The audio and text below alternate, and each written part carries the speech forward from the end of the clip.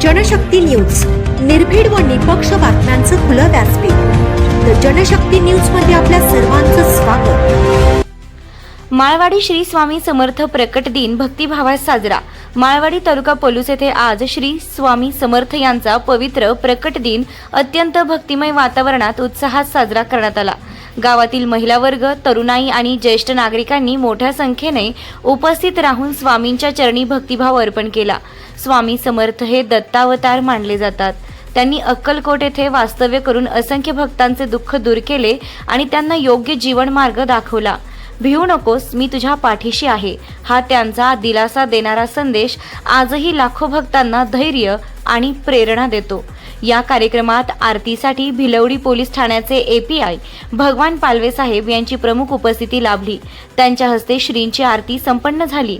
तसेच माळवाडीचे पोलीस पाटील तथा सामाजिक कार्यकर्ते विनायक चौधरी यांच्यासह आदी मान्यवरांची उपस्थिती लाभली. कार्यक्रमात महिला वर्गाचा उत्स्फूर्त सहभाग विशेष लक्षवेधी ठरला. जनशक्ती न्यूज टीमशी बोलताना महिलांनी स्वामी समर्थांवरील आपली श्रद्धा आणि निष्ठा व्यक्त केली आणि अशा धार्मिक कार्यक्रमांमुळे गावात ऐक्य व सकारात्मक ऊर्जा निर्माण होत असल्याचं सांगितलं. उपस्थित सर्व भक्तांसाठी महाप्रसादाची उत्तम व्यवस्था करण्यात आली होती. भक्ती, श्रद्धा आणि सेवाभाव यांचा सुंदर संगम असलेला हा प्रकट दिन सोहळा भावपूर्ण वातावरणात पार पडला. नमस्कार. श्री स्वामी समर्थ. आज माळवाडी गावामध्ये श्री स्वामी समर्थ महाराजांचा प्रकट दिन साजरा करण्यात आला. तर आज यामध्ये सकाळी 8ची दुपारी आरती घेण्यात आली. या आरतीचा मान आज माळवाडी गावचे पोलीस पाटील चौधरी सर यांना देण्यात आला. तसेच 10:30ची नैवेद्य आरती घेण्यात आली. त्या नैवेद्य आरतीचा मान आपले भिलवडी पोलीस स्टेशनचे प्रमुख पालवे सर यांना देण्यात आला. त्याच्यानंतर आज इथं महाप्रसादाचं आयोजन केलेला 10:30ची आरती झाल्यानंतर महाप्रसादाचं आयोजन केलेलं आहे.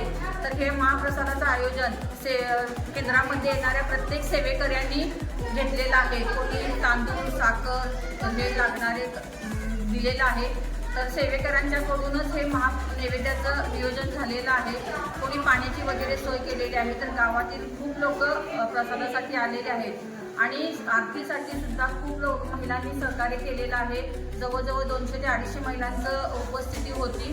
तर स्वामीच्या कृपेनं आज आमच्या इथं केंद्र स्थापन झालेलं आहे. तर या केंद्रामध्ये 26 तारखेला पारायणाचं पण नियोजन केलेलं आहे.